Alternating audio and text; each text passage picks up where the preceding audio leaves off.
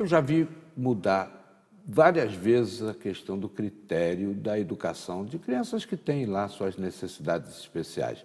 No meu tempo do grupo escolar, foi ontem, havia lá uma seleção, o pessoal falava, aquela turma é do AE, e ficava uma coisa meio, né, discriminatória, ruim.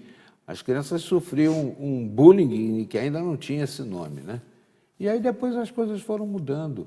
Mas tínhamos também escolas de exclusividade, né? O Instituto Benjamin Constant, no Rio de Janeiro, Modelar, né, para a educação de cegos, e o INES, que é o Instituto Nacional de Surdos, né? Que o sujeito é surdo, ele fica mudo porque ele não escuta o que ele fala, né? Nós vamos falar sobre o assunto hoje com Fabrini Avelísio, que é psicopedagoga e vai nos falar sobre essa questão das necessidades especiais. Uma satisfação muito grande tê-la aqui. Obrigada, tudo obrigada bem? Pelo convite, tudo bem. Para falar de um assunto muito importante, eu tenho certeza que lá do outro lado, quem não tem filho nessa situação, tem algum parente, conhece alguém e vai fazer bom uso das informações que nós vamos colher de você aqui. Tá certo. A coisa mudou, né? Mudou. No tempo do Collor, queriam acabar até com o Instituto Benjamin Constant, foi uma loucura aquilo, uma gritaria danada. E hoje está lá o Instituto Benjamin Constant ainda, o Inês, porque na hora H, no fundo, alguém pode precisar de uma atuação exclusiva. Isso.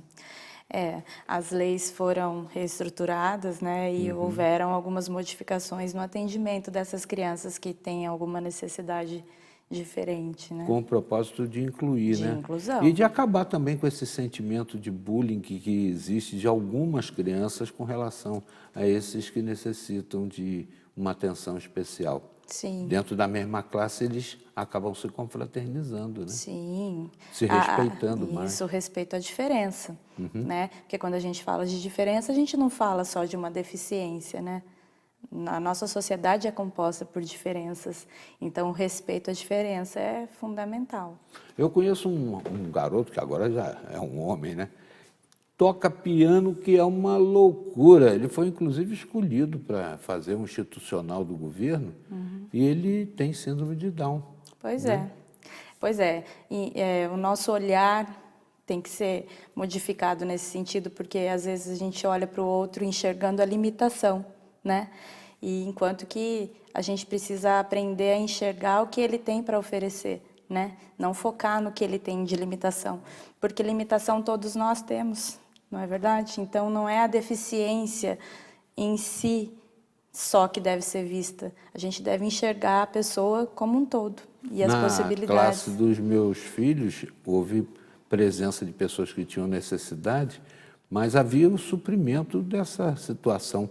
Ou o professor já estava habilitado a ele em si resolver a questão, né, superando as dificuldades, ou havia um suporte de alguém. É assim que funciona hoje? Sim, na rede municipal de Taubaté, eu faço parte do NAP, que é o Núcleo de Apoio Pedagógico Especializado, né? O NAP, ele tem uma professora especialista, uma professora de AEE em todas as escolas da rede municipal de Taubaté.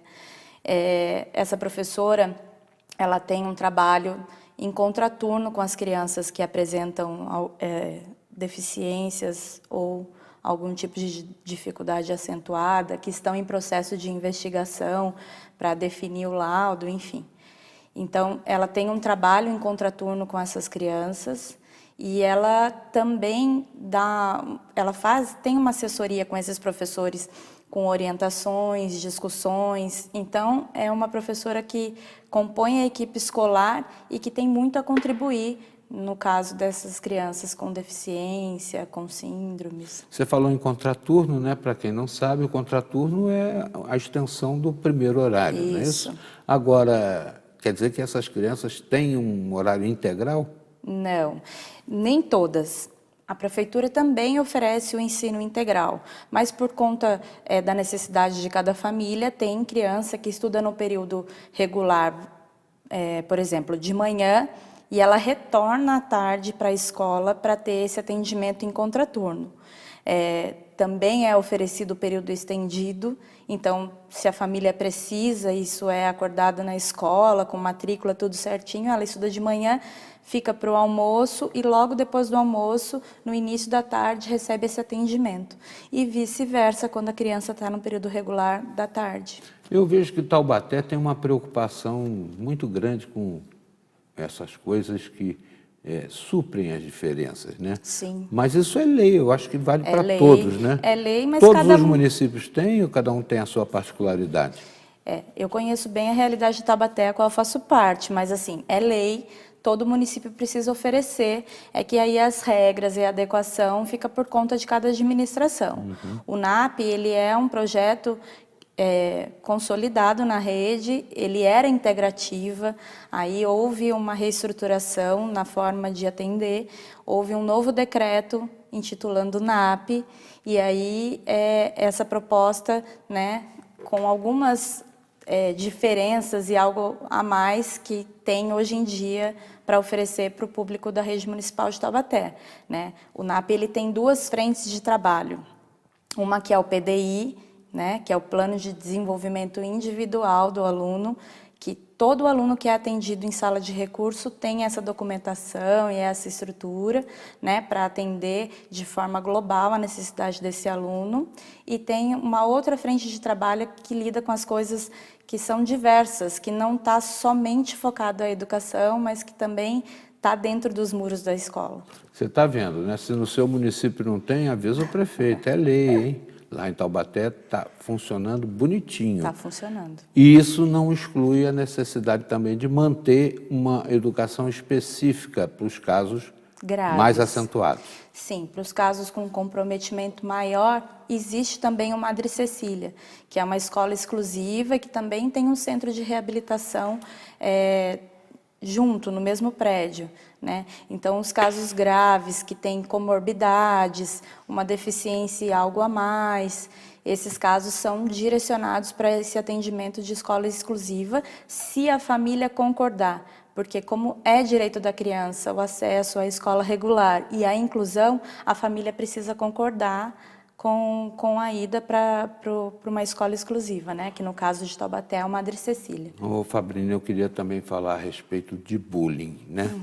No tempo que eu era estudante, o pessoal pegava no pé dessa turma que tinha lá uma deficiência, uma maldade. Mas a criança, às vezes, faz a maldade pensando que está brincando e atinge. Sim. Diminuiu o bullying, aumentou o bullying, como é que vocês estão tratando o bullying, se é que ele existe? Mas vou pedir para você aprofundar o tema na volta da entrevista. O pessoal de casa está ligado, hein? Está todo mundo querendo saber como é que está sendo tratada a questão do bullying na inclusão das crianças. Nós voltamos já já com Fabrine Avelísio, psicopedagoga, que atua no setor de ensino especial lá em Taubaté. É já já, não saia daí.